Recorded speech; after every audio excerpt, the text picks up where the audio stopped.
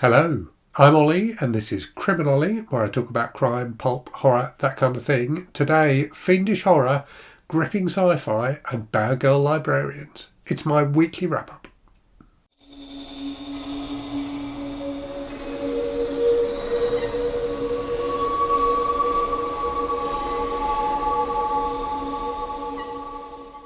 If I sound a bit croaky in this video, it's because I've woken up with a cold this morning, so forgive me for that. And for that reason, I'm going to try and get through this weekly wrap-up as quickly as possible so I don't flake out. So I will talk about the books I've read this week, and we'll also talk about what's been on the channel and what's coming up on the channel, just in case you missed anything. So let's talk about the 4 books I finished this week then. So the first of those was The Twisted Ones by Kingfisher, which I read as a buddy read with one of my patrons, Joachim. So I liked this a lot, but I didn't love it. It's like really creepy at times and has a fantastic narrator. I really enjoyed the narrator's voice. But towards in the second half and towards the end in particular, it did lose me a little bit. So it's inspired by a story called The White People by Arthur Machen, which I have to confess I haven't read, so I need to go back and read that because I really liked Machen's The Great God Pan.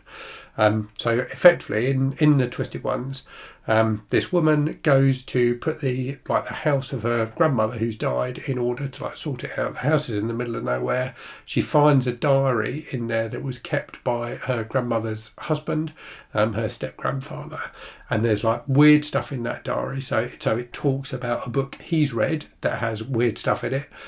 So you get the weirdness of that original book translated through the grandfather's diary, and then weird stuff starts happening to the central character and the narrator as well. So there's a load of interesting weirdness going on. There's these really creepy statues and things like that.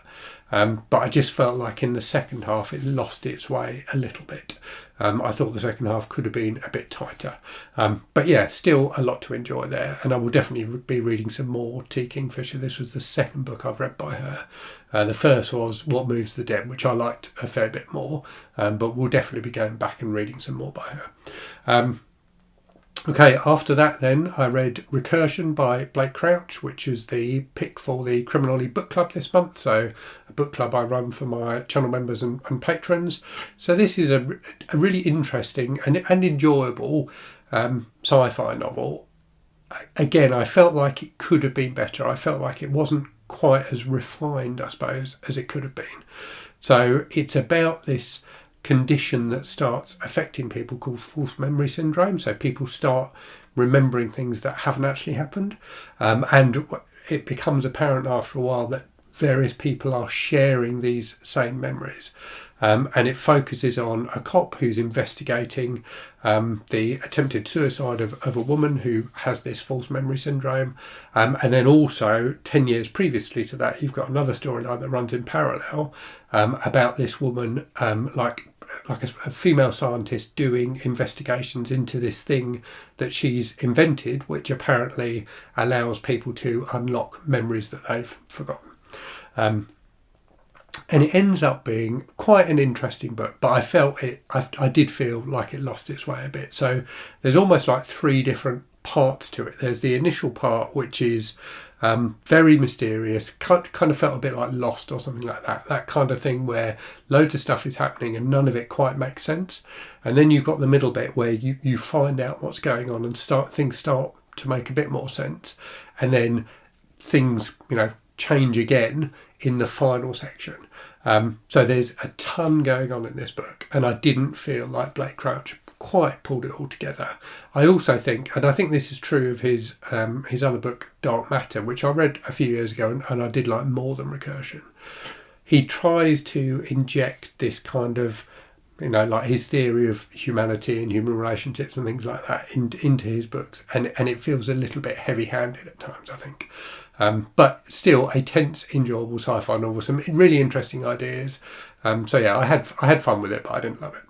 After that, something very different. So for Sarah from the Bookish Knitters reading event that she's doing at the moment, The Coltons of Summer, I read the 3rd in the Coltons of Montana series, which is The Librarian's Secret Scandal by Jennifer Morey. I really enjoyed this. So in common with a few of the romantic suspense novels I've read recently, I felt like the suspense element of it wasn't as well handled as the romance. The romance is really good. The suspense isn't quite as good. So this is this ongoing series, The Coltons of Montana, where there's there's like an overarching mystery that's being investigated, but kind of the plot focus and romance focus of this one is about this woman who's moved back to the town the books are set in. She is a librarian, so she replaces the librarian who was the focus of the previous book in the series. She's got a bad reputation in the town, so she was kind of not fantastically behaved when she was at high school and in her early 20s. So people in the town kind of look down on her, and she's trying to make a life for herself, like a new life for herself and her daughter in the town, but is also dealing with the fact that she was raped 15 years ago, and her rapist, who's been imprisoned, is up for parole. And that's the thing that initially brings her back to the town, is to go to his parole hearing. Anyway, she falls in love, or she meets and inevitably falls in love with the local sheriff, who is one of the Coltons, Wes Colton. So I felt like the romance side of it was really well handled. I felt like her backstory was really well handled as well. So the fact that she'd been raped and the impact that's had on her life, and the fact that she is like haunted by the fact that her rapist is now going to be let out of prison. I thought all of that was really, really well done. But the actual suspense plot line I didn't think was that fantastic, and it just felt a bit rushed at the end. But still a fun read, and I'm looking forward to reading the remaining 3 books in this series. Finally then, and I've just finished this today, I read All the Fiends of Hell by Adam Nevill. Adam very kindly sent me this wonderful limited edition hardcover of it. This was excellent. I've had this for a few months, and I'm kicking myself for not having got to it sooner, because it really was great. So this is a kind of cosmic horror alien invasion type story set in the UK. So basically the setup is this weird night happens, which thereafter is referred to as the Night of the Bells, because when it happens you hear these bells.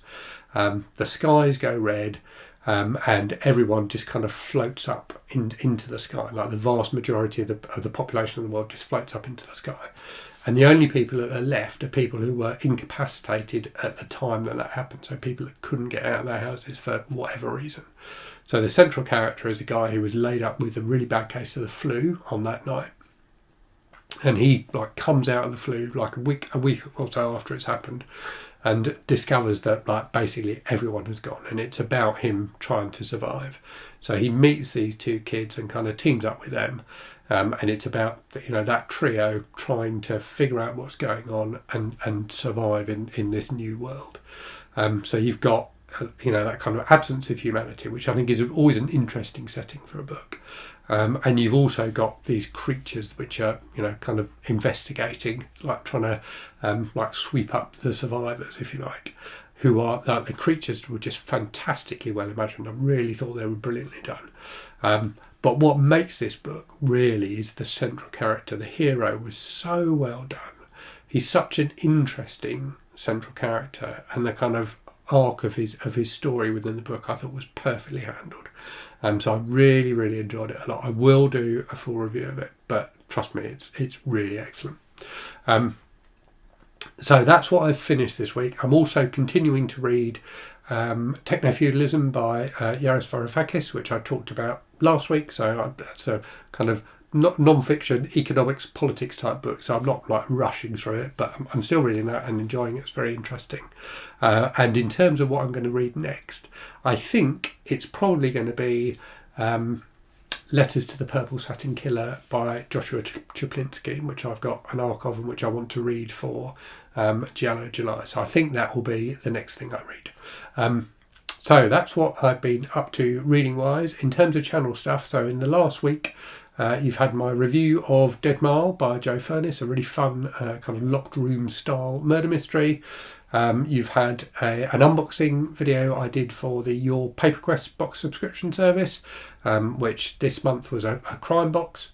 I've done an update on my Read What You Own challenge, which I finally finished, thank goodness.